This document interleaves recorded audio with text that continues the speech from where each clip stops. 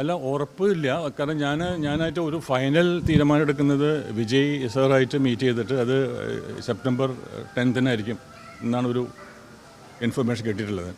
അപ്പോൾ അദ്ദേഹമായിട്ട് മീറ്റ് ഇപ്പോൾ ഒരു അണ്ടർസ്റ്റാൻഡിംഗ് ഉണ്ട്. ഇപ്പോൾ ഞാനിവിടെ അവരെനിക്ക് ഓഫർ ചെയ്തത് ഇതാണ്, സംസ്ഥാന അധ്യക്ഷൻ TVKയുടെ സംസ്ഥാന അധ്യക്ഷൻ ആയിട്ടാണ് ഞങ്ങളത് വന്നതെന്നുള്ളത് അത് അവർ വാക്കാൽ പറഞ്ഞിട്ടുണ്ട്. അപ്പോൾ അതിൻ്റെ അടിസ്ഥാനത്തിൽ തന്നെയാണ് ഈ ചർച്ച നടന്നിട്ടുള്ളത്. അങ്ങനെയാണ് ഒരു ചർച്ച നടന്നിട്ടുള്ളത്. അത് ഇതിൻ്റെ ഫൈനലൈസേഷൻ എന്നുള്ളത് കാരണം എനിക്ക് അദ്ദേഹത്തിൻ്റെ ആശയം എന്താണെന്ന് അറിയണ്ടേ, എന്താണ് അതിൻ്റെ അപ്പോൾ എങ്ങനെയാണെന്ന് അറിയില്ല. അപ്പോൾ അദ്ദേഹമാണ് ഒരു ഫൈനൽ വേർഡ് എന്ന് പറയുന്നത്, അദ്ദേഹമാണ്, വിജയാണ്. അപ്പോൾ അങ്ങനെയാണെങ്കിൽ അദ്ദേഹത്തെ ഈ 10th കണ്ടതിന് ശേഷം ഒരു ഫൈനൽ, അപ്പോൾ ഈ അനൗൺസ്മെൻറ്റൊക്കെ മിക്കവാറും ആദ്യം ഇദ്ദേഹമായിട്ട് കൺഫേം ചെയ്തിട്ട് അദ്ദേഹം എഗ്രി ചെയ്യണം, ഞാൻ എഗ്രി ചെയ്യണം, അദ്ദേഹം എഗ്രി ചെയ്യണം. ആ ഒരു ചുറ്റുപാടിൽ ആയിരിക്കും ഒരു അനൗൺസ്മെൻറ്റ് വരിക, ഒരു ഒഫീഷ്യൽ. ഇത് ഒഫീഷ്യലല്ല കേട്ടോ. ഞാനിപ്പോൾ അവരെൻ്റെ അടുത്തേക്ക് വന്നു, അവർ ഒരുപാട് കാര്യം ഞാൻ അവരായിട്ടൊരു വീഡിയോ കോൺഫറൻസിലുണ്ടായിരുന്നു, അതൊക്കെ ചെയ്തിട്ടുണ്ട് അവർ മെയിൻ ലീഡേഴ്സൊക്കെ ആയിട്ട്.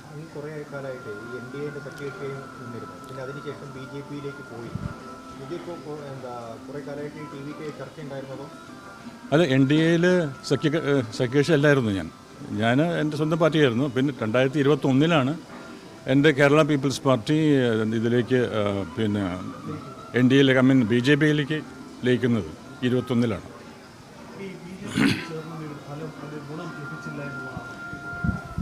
അതുകൊണ്ടാണല്ലോ ഞാൻ മാറിയത്. അപ്പം ഞാനെന്ന് വെച്ചാൽ ഞാൻ എൻ്റെ സ്വന്തം പാർട്ടി ഞാനൊരു സ്വന്തം പാർട്ടി ഉണ്ടാക്കാൻ കാരണം എന്താണെന്നറിയോ, ഞാൻ പിന്നെ കോൺഗ്രസ്സിൽ KSUവിൽ വളരെ സജീവമായി പ്രവർത്തിച്ചിട്ടുള്ളത് വിദ്യാർത്ഥി രാഷ്ട്രീയത്തിൽ. അന്ന് ഞങ്ങൾക്കൊക്കെ ഒരു ആശയമുണ്ടായിരുന്നു, ഒരു ഐഡിയോളജി ഉണ്ടായിരുന്നു, പ്രോഗ്രാം ഉണ്ടായിരുന്നു, പ്രതീക്ഷകളുണ്ടായിരുന്നു. അത് ഞാൻ ഗ്രാജുവേഷനൊക്കെ കഴിഞ്ഞതോടുകൂടി നമ്മുടെ വഴിക്ക് പോയി. മനസ്സിലായി. ഇത് ഇനിയിപ്പോൾ അന്നത്തെ വലിയ വലിയ ലീഡേഴ്സ്, കോൺഗ്രസിൻ്റെ ലീഡേഴ്സൊക്കെ ആയിട്ട് അവർ ഇനി കാര്യങ്ങളൊക്കെ നടത്തിക്കോളും എന്നുള്ളൊരു വിശ്വാസം ഞങ്ങളിലുണ്ടായിരുന്നു. പക്ഷേ കാലപ്രവാഹത്തിൽ ഞങ്ങൾ കാണുന്നത് ആ ലീഡേഴ്സൊക്കെ ഈ ഒഴുക്കിനെതിരെ നീന്താതെ ഒഴുക്കിലൂടെ ഒഴുകി പോകുന്നൊരു കാഴ്ച നമ്മൾ കാണാം. എൻ്റെയൊക്കെ പ്രതീക്ഷ ഉണ്ടായിരുന്നു അവരൊക്കെ അധികാര സ്ഥാനത്തിൽ വന്നു കഴിഞ്ഞാൽ നമ്മളൊക്കെ സ്വപ്നം കാണുന്ന ഒരു കേരളമായിട്ട് നമുക്ക് മാറ്റാൻ പറ്റുന്നുണ്ട്. പക്ഷേ നമ്മൾ കാണുന്നത് അവരും ഒഴുക്കിലൂടെ ഒഴുകി പോകുന്ന കാഴ്ചയാണ്. അങ്ങനെയാണ് നമ്മൾ വേറൊരു നമ്മളുടെ ആശയത്തിൽ നമ്മൾ ഉദ്ദേശിക്കുന്ന തരത്തിലുള്ള ഒരു കേരളത്തിൻ്റെ വ്യത്യസ്തമായൊരു പൊളിറ്റിക്കൽ കൾച്ചർ നമുക്ക് വേണം എന്നുള്ള അത് അന്ന് മുതലുണ്ടായിരുന്നു. അങ്ങനെയാണ് 2021 2004 ഒരുപാട് ആലോചനകളുമായിട്ട് ഞാൻ വന്നത്. അതിൽ ഞാൻ ആദ്യമായി അപ്രോച്ച് ചെയ്തത് മീഡിയനാണ്. ഇതേപോലെ നിങ്ങൾ ചിലപ്പോൾ ആ മീഡിയയിൽ ഉണ്ടായിരുന്നിരിക്കും. 2003 ഞാൻ ചെയ്തത്. 2004 ഞാൻ അനൗൺസ് ചെയ്തത്. ഞാൻ ആദ്യം മീഡിയ റിപ്പോർട്ടേഴ്സിൻ്റെ അടുത്ത് വന്ന് എൻ്റെ ഹോട്ടലിലേക്ക്, ഒഫീഷ്യലല്ല, ഞാൻ വിളിച്ചു വരുത്തി. അപ്പോൾ അവരെല്ലാവരും കൂടി വന്നു. അപ്പോൾ ഞാൻ എൻ്റെ ആശയം പറഞ്ഞു, ഞാനൊരു പൊളിറ്റിക്കൽ പാർട്ടി രൂപീകരിക്കാമെന്ന് പറഞ്ഞു. എല്ലാവരും ചിരിച്ചു. ശരിക്കും മാത്രമല്ല ചേട്ടാ, അത് നടക്കുന്ന കാര്യമല്ല. അപ്പോൾ അവരുടെ ആദ്യത്തെ റെസ്പോൺസ് ഇതാണ്. കാരണം ഇവിടെ വളരെ ഹൈലി പൊളിറ്റിസൈസ്ഡ് ആയിട്ടുള്ള ഒരു സമൂഹമുള്ള കേരളത്തിൽ, എസ്പെഷ്യലി ഒരു സിനിമാ നടൻ വന്നിട്ട് ഒരു പുതിയ പാർട്ടി ഉണ്ടാക്കി കഴിഞ്ഞാൽ യാതൊരു സപ്പോർട്ടും അവന് കിട്ടാൻ സാധ്യതയില്ല എന്നവർ പറഞ്ഞു. അത് ശരിയാവുന്നില്ല എന്ന് പറഞ്ഞു. അപ്പോൾ ഞാൻ പറഞ്ഞു, അപ്പോൾ അവർ പറഞ്ഞതെന്ന് വെച്ചാൽ അവർ പോയിൻ്റ് ഔട്ട് ചെയ്ത കാര്യം എന്താണെന്ന് വെച്ചാൽ ഇവിടെ സ്പേസ് ഇല്ല എന്നാണ്. ഇവിടെ വേറൊരു പൊളിറ്റിക്കൽ കൾച്ചറിനോ പൊളിറ്റിക്കൽ പാർട്ടിക്കോ സ്പേസ് ഇല്ല എന്നുള്ളതാണ് അവരുടെ ആശയം. അപ്പോൾ ഞാൻ പറഞ്ഞു, ഇതിൻ്റെ സ്പേസ് ഉണ്ടല്ലോ എന്ന് പറഞ്ഞു. ഇപ്പോൾ എന്താ സ്പേസ് എന്ന് ചോദിച്ചു. ഞാൻ പറഞ്ഞു കഴിഞ്ഞ 30 വർഷത്തെ ഈ ഇലക്ഷൻ വോട്ടിംഗ് പാറ്റേൺ നമ്മൾ നോക്കിയാൽ അതിൽ കാണാൻ പറ്റുന്നത് 62% മുതൽ 72% മാത്രമേ പോൾ ചെയ്യപ്പെടുന്നുള്ളൂ. ഞാൻ അവരോട് ചോദിച്ചു, ഇതിന് ശേഷമുള്ള ഏതാണ്ട് 28% വോട്ടേഴ്സ് എവിടെ പോയി എന്ന് ചോദിച്ചു. അതിൽ നമുക്കൊരു 5% കാര്യം എടുക്കാം. 5% അവിടെ ഇല്ലാത്തതുകൊണ്ടോ ഏതെങ്കിലും തരത്തിൽ പുറത്താണോ അല്ലെങ്കിൽ അസുഖമായിട്ടൊന്നും വോട്ട് ചെയ്യാൻ പറ്റാത്തവരാണ്. അപ്പോഴും 23% വോട്ട് ചെയ്യപ്പെടാതെ കിടക്കുന്നുണ്ട്. ഞാൻ പറഞ്ഞു, അതാണ് എൻ്റെ ടാർഗറ്റ് വോട്ടേഴ്സ് എന്ന് പറയുന്നത് 23%. ആ സിസ്റ്റത്തോട് അന്ന് ഇവർക്ക് ഈ പൊളിറ്റിക്കൽ സിസ്റ്റങ്ങളോട് താല്പര്യമില്ലാതെ നിൽക്കുന്ന വലിയൊരു വിഭാഗം ആൾക്കാർ, അത് 23% ഉണ്ട്. പക്ഷേ അന്നത്തെ നമ്മൾ ഈ കമ്മ്യൂണിസ്റ്റ് പാർട്ടിയുടെയും കോൺഗ്രസിൻ്റെയും ഒക്കെ വോട്ട് ഷെയർ നോക്കുമ്പോൾ കമ്മ്യൂണിസ്റ്റ് പാർട്ടിക്ക് എൻ്റെ അറിവ് ശരിയാണെങ്കിൽ ഒരു 19-20% വോട്ടുകൾ. അതുപോലെ തന്നെ ഈ കോൺഗ്രസിൻ്റെ നോക്കുമ്പോൾ 17-18 മനസ്സിലായില്ലേ. അപ്പോൾ അതിൽ കൂടുതൽ ഈ രണ്ട് പാർട്ടികളുള്ള ഷെയറിനേക്കാളും കൂടുതൽ വേറിട്ട് നിൽക്കുന്ന മാറി നിൽക്കുന്ന ഒരു വോട്ടേഴ്സുണ്ട്. അത് അവർക്ക് താല്പര്യമില്ലായ്മ കൊണ്ടാണ്. അപ്പോൾ ഞാൻ പറഞ്ഞു, സപ്പോസ് എൻ്റെ പ്രവർത്തനങ്ങൾ ആ ടാർഗറ്റ് വോട്ടേഴ്സിൻ്റെ കൂടെയുള്ള സമീപനത്തിലാണെങ്കിൽ അത് എൻ്റെ പ്രവർത്തനങ്ങൾ അവർക്ക് ബോധ്യപ്പെട്ടാൽ ഒരു പക്ഷേ അവർക്ക് എൻ്റെ കൂടെ നിൽക്കാമല്ലോ. അവരുടെ സംശയങ്ങൾ എന്താണ്, അവരുടെ പ്രശ്നം എന്താണ്, അവർക്ക് താല്പര്യമില്ലായ്മ, ആ താല്പര്യമില്ലായ്മ ഞാൻ മനസ്സിലാക്കിക്കൊണ്ട് ആ ഒരു ഇതിലേക്ക് ആ ഒരു ദിശയിലൂടെ ഞാൻ എൻ്റെ പ്രവർത്തനങ്ങൾ കൊണ്ടുപോയാൽ നമുക്ക് ജയിക്കാൻ പറ്റില്ലെന്ന് ചോദിച്ചു. അപ്പോഴും ഇവരെന്ന് പറഞ്ഞു, ചേട്ടാ അതൊന്നും തിയറിറ്റിക്കലാണ്, പ്രാക്ടിക്കലല്ല. ഓക്കെ, അപ്പോൾ അങ്ങനെ എല്ലാവരും 100% എന്നോട് പറഞ്ഞതെന്ന് വെച്ചാൽ ഇത് നടക്കില്ല എന്ന് പറഞ്ഞു. ഓക്കെ എന്ന് പറഞ്ഞു. ഞാൻ അതിന് ശേഷം 2-3 ദിവസം കഴിഞ്ഞിട്ട് എഡിറ്റേഴ്സിനെ വിളിച്ചു. പത്രമാധ്യമത്തിൻ്റെയും ഈ ചാനൽ എല്ലാവരും എഡിറ്റേഴ്സ് വിളിച്ചു. ഞാൻ അവരോട് ഈ സംഗതി അവതരിപ്പിച്ചു. അവരും എന്നോട് പറഞ്ഞത് ഇതേ ഉത്തരങ്ങളാണ് പറഞ്ഞത്. അവർ പറഞ്ഞു, ഇത് ദേവൻ പറയുന്നത് തിയറിറ്റിക്കലായിട്ട് കറക്റ്റായിരിക്കും, തിയറി ഓക്കെയാണ്, പക്ഷേ പ്രാക്ടിക്കലായിട്ട് പ്രായോഗികമായിട്ട് ചിന്തിക്കുമ്പോൾ ഇത് കേരളത്തിൽ നടപ്പില്ല. വേറെ ഏതെങ്കിലും സംസ്ഥാനത്ത് ചിലപ്പോൾ ഒരുപക്ഷെ നടന്നിരിക്കും. അപ്പോൾ കേരളത്തിൽ നടക്കാനായിട്ട് ഒരു ചാൻസ് ഇല്ലെന്ന് പറഞ്ഞു.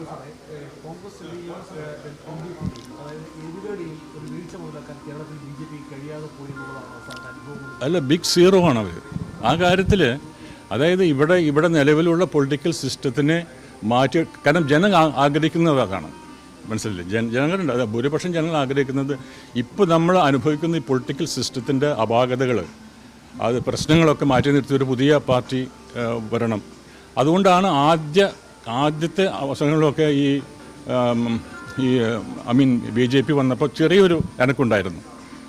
പക്ഷേ അത് കാലാകാലങ്ങളിൽ പിന്നെ വന്നു. ഞാൻ 21 വന്നു, 21 ജോയിൻ ചെയ്തു.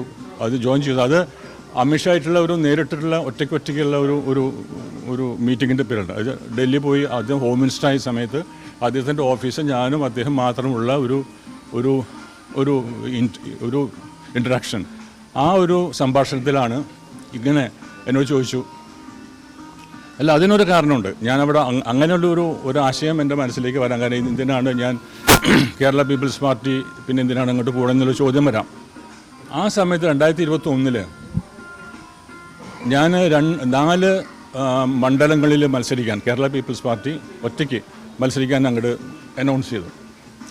അതിനുശേഷം എനിക്ക് കിട്ടിയ ചില പ്രശ്നങ്ങൾ, ഭീഷണികൾ അല്ലെങ്കിൽ സജഷൻസ് എനിക്ക് വന്നപ്പോഴാണ് എനിക്ക് മനസ്സിലായത് കേരളം മുന്നോട്ട് പോകുന്ന ദിശ ശരിയല്ല, അപകടകരമായ രീതിയിലേക്ക് പോകുന്നത് മനസ്സിലായി. അതിൻ്റെ കാരണം ഞാൻ പറയുന്നത് വെച്ചാൽ ഇപ്പോൾ നമുക്ക് ഇപ്പോഴും അന്നൊക്കെ നമ്മുടെ തീവ്രവാദ, അതായത് രാഷ്ട്രീയവൽക്കരിച്ച തീവ്രവാദം നമ്മുടെ നാട്ടിൽ ഉണ്ടായിരുന്നു അന്ന്. പക്ഷേ ഇപ്പോഴാണ് അത് വളരെ ശക്തമായിട്ട്, അന്നൊക്കെ ഇൻവിസിബിളായിരുന്നു, അദൃശ്യമായിരുന്നു. പക്ഷേ ഇത് വളരെ ദൃശ്യത്തോടെ നമുക്ക് കാണാൻ പറ്റുന്ന ഈ രാഷ്ട്രീയവൽക്കരിച്ച ഒരു തീവ്രവാദം ഇന്ന് വളരെ പ്രബലമായിട്ട് മുന്നോട്ട് പോയിക്കൊണ്ടിരിക്കുകയാണ്. ഇപ്പോൾ കുറച്ച് സമയം അടങ്ങിയിട്ടുണ്ടെങ്കിലും അത് നമുക്കൊരു ഭീതി തന്നെയാണ്. ഇൻ ഫ്യൂച്ചറിൽ അത് വലിയൊരു ഭീതിയായിട്ടും കാണുന്നുണ്ട്. അങ്ങനെയാണ് ഞാൻ ആലോചിച്ചത്, നമുക്ക് ഒറ്റയ്ക്ക് നിൽക്കുന്നത് ശരിയല്ല, പിന്നെ BJP ആയിരിക്കും അതിന് ഏറ്റവും നല്ലതല്ല. അത് അദ്ദേഹം ഉറപ്പ് തരികയും ചെയ്തു, അമിത്ഷാ. അങ്ങനെയുള്ള എൻ്റെ ആശയങ്ങളെ പറ്റിയിട്ട് ഇല്ല. യെസ്, അതാണ്. എന്താണ് അതിനു മുമ്പ് തന്നെ ഉണ്ടല്ലോ, അതിന് മുമ്പുണ്ടാണ്. പക്ഷേ അദ്ദേഹം വന്നത് എപ്പോഴാണ്? 24 കഴിഞ്ഞിട്ടല്ലേ. പ്രശ്നമാണ് അത്. അവർക്ക് വിഷമമില്ല, ഒന്നുമില്ല. അതായത് അവർ പ്രവർത്തിക്കില്ല, നമ്മളെ പ്രവർത്തിക്കാൻ അനുവദിക്കില്ല. അപ്പോൾ ഞാനിപ്പോൾ ഒരുപാട് പ്രതീക്ഷകളോടെ ഞാൻ 2004 എന്തുകൊണ്ടാണ് സ്വന്തം പാർട്ടി ഉണ്ടാക്കിയത്, ഇവിടെ ഒരു മാറ്റം വരുന്നുള്ളതുണ്ട്. അപ്പോൾ എനിക്ക് കുറേ ആശയങ്ങളുണ്ട്. പിന്നെ ഒരു കാര്യം കൂടി പറയാം, കാരണം അന്ന് ഞാൻ 2004 ഉണർത്തിയ ഒരു കാര്യങ്ങളുണ്ട്. അതാണ് ഇന്ന് ജയിച്ചത്, ഉണർത്തി വിജയിച്ചത്. കാരണം ആദ്യം ഞാനിപ്പോൾ അത്ഭുതത്തോടെ ഞാൻ കാണുന്നത്, കാരണം 2004 ഞാൻ എടുത്ത റിസ്ക് ഉണ്ടല്ലോ. ഞാൻ അന്ന് ഏറ്റവും കൂടുതൽ പ്രതിഫലം വാങ്ങുന്ന വില്ലനായിരുന്നു സൗത്തിൽ. ഏറ്റവും കൂടുതൽ പ്രതിഫലം വന്നൊരു വില്ലനായിരുന്നു. അപ്പോൾ എനിക്കറിയാം ഞാനൊരു രാഷ്ട്രീയ പ്രസ്ഥാനമായിട്ട് വന്നു കഴിഞ്ഞാൽ എൻ്റെ കരിയറിനെ ബാധിക്കും. അതുകൂടി ഞാൻ മാറ്റി അത് ഞാൻ സാക്രിഫൈസ് ചെയ്തിട്ടാണ് ഞാനിത് ഉണ്ടായത്. അപ്പോൾ ഞാൻ ആലോചിക്കുന്നത് വെച്ചാൽ പിന്നീട് വർഷങ്ങൾക്ക് ശേഷം ജോസഫ് വിജയ് വന്നിട്ട് ഇങ്ങനൊരു ഇത് വന്നപ്പോൾ ഞാൻ അതിശയിക്കുകയാണ്. ഞാൻ അന്ന് ഞാൻ ഉദ്ദേശിച്ച ഒരു മാറ്റങ്ങൾ വരുത്താനും ഈ അഴിമതി അതുപോലെ വർഗീയത എന്നുള്ള കാര്യങ്ങളിലൊക്കെ ഒരു മാറ്റങ്ങൾ വരണം, പുതിയ രാഷ്ട്രീയ സംസ്കാരം വേണം എന്നൊക്കെയുള്ള ഒരു ചിന്ത ഉണ്ടായിരുന്നു. അത് ഞാനിപ്പോൾ നിൽക്കുന്നത് ഞാനും അദ്ദേഹവും തമ്മിലുള്ള സിമിലാരിറ്റി ഉണ്ട് പൊളിറ്റിക്കൽ അപ്രോച്ചിൽ. ഇതാണ് എന്നെ ആകർഷിച്ചത് അദ്ദേഹത്തിൻ്റെ. അത് ഐഡിയോളജി മനസ്സിൽ വെച്ച് തന്നതല്ല, അദ്ദേഹം അത് പ്രാക്ടിക്കലായിട്ട് ചെയ്തുകൊണ്ടിരിക്കുകയാണ്. കഴിഞ്ഞ ഒരു 100 ദിവസത്തിനുള്ളിൽ അദ്ദേഹം ചെയ്ത് എല്ലാവർക്കും അറിയാം. ഞാനത്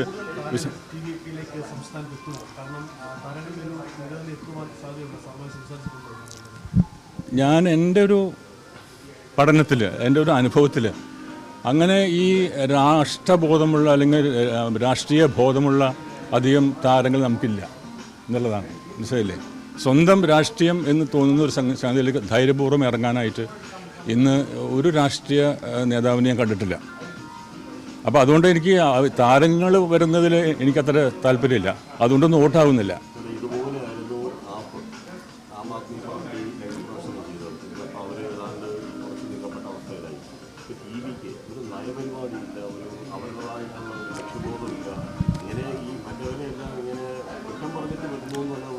അല്ല അതെന്താ അറിയാം, തീർച്ചയായിട്ടും ഞാനതങ്ങനെ വെറുതെ ചാടി വീഴില്ലല്ലോ. ഞാൻ അവരുടെ കാരണം 2 വർഷം കൊണ്ട് ഉണ്ടായ ഒരു പാർട്ടിയല്ലത്. മനസ്സിലായില്ലേ? ഞാൻ വിജയൻ്റെ കൂടെ കുറേ പടങ്ങൾ അഭിനയിച്ചത്, വിജയൻ നായകനായിട്ടും ഞാൻ വില്ലനായിട്ടും ഓരോ പടങ്ങൾ അഭിനയിച്ചതാണ്. ഞാൻ പറഞ്ഞു ഈ വിസിലുണ്ടല്ലോ, വിസിൽ എന്ന് പറഞ്ഞ സാധനം അന്ന് എനിക്കിപ്പോഴും ഓർമ്മയുണ്ട്. അയാളുടെ സെറ്റിൽ വരുമ്പോൾ ഒരു വിസിലുണ്ടാവും കയ്യിൽ, ഒരു പി പി. എന്നിട്ട് ഇയാളുടെ അസിസ്റ്റൻസിനെ വിളിക്കുക, പി എന്ന് വിളിക്കാം. അപ്പോൾ ഞാൻ ഇയാൾക്ക് എന്താ ഭ്രാന്തമുണ്ടോ, ഇവിടെ അടുത്തിരിക്കുന്ന ആൾ വിളിക്കുന്നത് പി എന്ന് വിളിച്ചാണ്.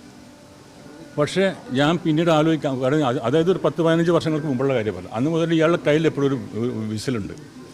അപ്പോൾ അതിന് ശേഷം ഇയാൾ ഇവിടെ വന്നിട്ട് വിസിലാണ് അദ്ദേഹത്തിൻ്റെ ചിഹ്നമെന്ന് പറഞ്ഞപ്പോൾ എനിക്ക് അതിൻ്റെ അർത്ഥം മനസ്സിലായത്. വിസിൽ എന്ന് പറഞ്ഞാൽ അതായത് അലേർട്ട്നെസ്, കോളിംഗ് ദി അലേർട്ട്നെസ്, ഒരു danger, something danger is happening, going to happen എന്നുള്ളതിൻ്റെ ഒരു വിളിയാണ് വിസിൽ എന്ന് പറയുന്നത്. അപ്പോൾ അത് അദ്ദേഹം ആ ചെറുപ്പത്തിൽ തന്നെ അദ്ദേഹത്തിന് ആ ഒരു ബോധം ഉണ്ടായിരിക്കുന്നത്. അപ്പോൾ ഞാൻ പറഞ്ഞ 10-12 വർഷങ്ങൾ അദ്ദേഹം ഇതിനു വേണ്ടി കാത്തിരിക്കുക. എന്നത് മാത്രമല്ല, ഈ 10-12 വർഷത്തിനുള്ളിൽ ഇപ്പോൾ വിജയൻ്റെ എല്ലാ പടങ്ങളെടുത്താലും MGRനെ ഫോളോ ചെയ്യണം. MGRൻ്റെ അതായത് നാട്ടിലെ പ്രശ്നങ്ങൾ എന്തൊക്കെയാണെന്നുള്ളത് മനസ്സിലാക്കിക്കൊണ്ട് ആ പ്രശ്നങ്ങളെ എങ്ങനെ നമുക്ക് കൈകാര്യം ചെയ്യാൻ പറ്റും, സോൾവ് ചെയ്യാൻ പറ്റും എന്നുള്ളതിൻ്റെ അതാണ് വിജയം എടുത്തൊരു ഫോർമുല.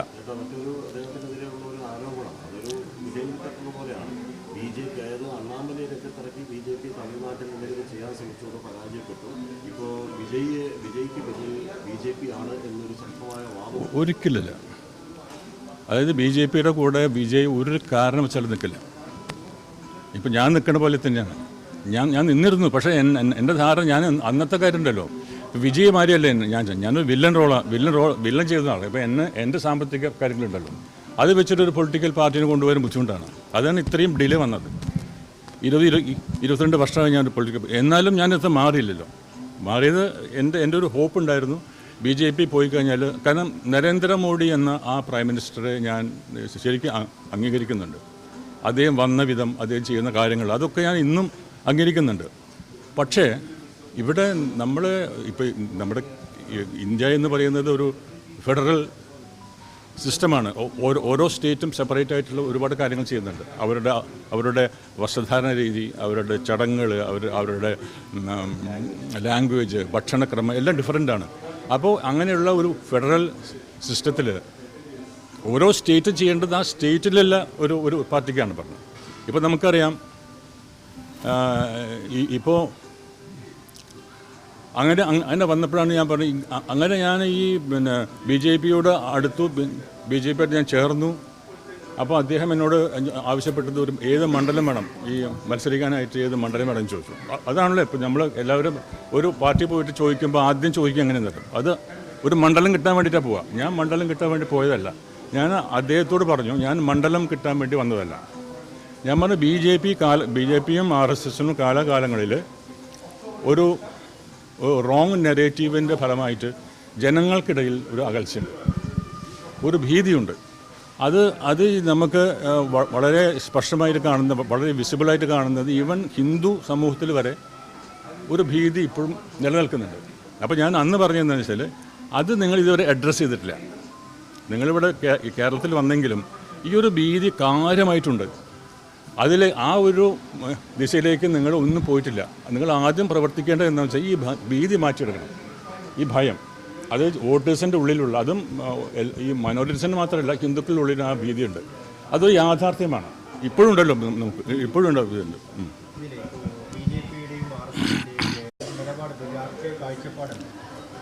ആ നിലപാടിനോട് തീർത്തും വൈരുദ്ധ്യപരമായ രീതിയാണ് TVK പിന്തുടരുന്നത്. അങ്ങ് കേന്ദ്രത്തിൻ്റെ നിലപാടുകളെ സ്വാഗതം ചെയ്യുന്നു, അമിത്ഷായുമായി സംസാരിച്ച കാര്യങ്ങളൊക്കെ പറയുന്നത്. അങ്ങനെ ഈ മനസ്സ് വെച്ചിട്ട് എങ്ങനെയാണ് TVK പ്രവർത്തിക്കാൻ സാധിക്കുക? അല്ല, ഞാൻ പറഞ്ഞില്ല, ഇതൊരു പൊളിറ്റിക്കൽ പാർട്ടിയാണ്. പൊളിറ്റിക്കൽ പാർട്ടി എന്ന് പറയുമ്പോൾ നമ്മൾ ആ കാലഘട്ടത്തിൻ്റെ, ആ സിറ്റുവേഷൻ്റെ ഒരുപാട് കാര്യങ്ങൾ നമ്മൾ കണക്കിലെടുക്കേണ്ടി വരും. അപ്പോൾ നമ്മുടെ ലക്ഷ്യം എന്ന് പറഞ്ഞാൽ ഒരു പുതിയ രാഷ്ട്രീയ സംസ്കാരമാണ്. അതിന് നമുക്ക് തോന്നുകയാണ്, എനിക്ക് തോന്നുകയാണ്, അല്ലെങ്കിൽ വിജയന് തോന്നുകയാണ്, നമുക്ക് ആ പാർട്ടി ഇതിന് നല്ലതല്ല എന്ന് തോന്നിയാൽ ഞാൻ മാറ്റിക്കളയും. ഞാൻ എൻ്റെ ആരാധനയെ പറ്റിയിട്ട് പറഞ്ഞതാണ്. As a leader, political leader, as a ലീഡറാണ് ഞാൻ പറയുന്നത്. അദ്ദേഹത്തിൻ്റെ ആശയം എന്താണെന്നല്ല ഞാൻ പറയണത്. അങ്ങനെ ഉണ്ടാകുമ്പോൾ അപ്പോൾ നമ്മളുടെ എൻ്റെ ലക്ഷ്യം എന്ന് പറഞ്ഞു കഴിഞ്ഞാൽ ഒരുപാട് ലക്ഷ്യങ്ങളുണ്ട്. ഇപ്പോൾ വിജയൻ്റെ ലക്ഷ്യങ്ങളുണ്ട്, അതേപോലെ തന്നെ എനിക്കും ഒരുപാട് ലക്ഷ്യങ്ങളുണ്ട്. അത് കേരളത്തിൽ നടപ്പാക്കാൻ പറ്റും. അത് അന്ന് പറ്റില്ലായിരുന്നു. 2004 ഒരു കാരണവശാലും നടക്കാൻ പറ്റില്ല. അന്നത്തെ അവസ്ഥ അങ്ങനെയായിരുന്നു. പക്ഷേ ഇപ്പോൾ യുവാക്കളിലേക്ക് വന്നു, യുവാക്കൾ രാഷ്ട്രീയത്തെ നോക്കിക്കാണാൻ തുടങ്ങി. അത് കഴിഞ്ഞൊരു നമുക്ക് 6-7 വർഷമായിട്ട് നമുക്ക് യുവാക്കൾ, പണ്ടൊന്നും യുവാക്കൾ ഒന്നും ശ്രദ്ധിച്ചിരുന്നില്ല ഈ രാഷ്ട്രീയം. ഇന്നിപ്പോൾ യുവാക്കൾ ശ്രദ്ധിച്ചു തുടങ്ങി, യുവാക്കൾ അഭിപ്രായം പറയാൻ തുടങ്ങി. അല്ലല്ല, ഒരിക്കലല്ല. കോക്രോച്ച് പാർട്ടിയായിട്ട് ഇതിനെപ്പറ്റി വലിയൊരു അഭിപ്രായം എനിക്കില്ല. ഞാൻ പറയുന്നത് യുവത്വം, അത് ഇന്ത്യയിലെത്തിയും നമ്മുടെ എസ്പെഷ്യലി കേരളത്തിലേക്കും യുവാക്കളുണ്ട്, സ്റ്റുഡൻസ്. അതിനെ വെച്ചാൽ യുവാക്കളുടെ അഭിപ്രായങ്ങൾ മാറി. ഏറ്റവും പ്രധാനപ്പെട്ട താങ്കൾ ഏറ്റവും കൂടുതൽ ആരോപണം മുൾമുനയിൽ നിർത്തിയൊരു പ്രശ്നമായിരുന്നു തൃശ്ശൂരിലെ ഒരു കിറ്റ് വിഭാഗവുമായി ബന്ധപ്പെട്ട്. താങ്കൾ വലിയ രീതിയിൽ പ്രതിസന്ധിയിലാവുകയും പ്രതിരോധത്തിലാവുകയും. അല്ല, പ്രതിസന്ധിയായില്ല. ഒരു സത്യം പറയാൻ എന്താണെന്ന് അവിടെ നടന്നത്? അത് ഞാൻ അന്ന് തന്നെ പറഞ്ഞിരുന്നു. ഞാനിതിൻ്റെ ഇപ്പോൾ ഞാൻ പറഞ്ഞില്ല, എന്നെ എനിക്കൊരു സ്ഥാനം തന്നില്ലെങ്കിലും ഈ ഓരോ സ്ഥാനാർത്ഥികൾ എന്നെ വിളിക്കും ക്യാമ്പയിന്. അങ്ങനെ ഞാൻ പല അതായത് ബി ജെ പിയുടെ ഔദ്യോഗികമായ ക്ഷണമില്ലാതെ തന്നെയാണ് എല്ലാ ക്യാമ്പയിനിലും പോയിട്ടുള്ളത്.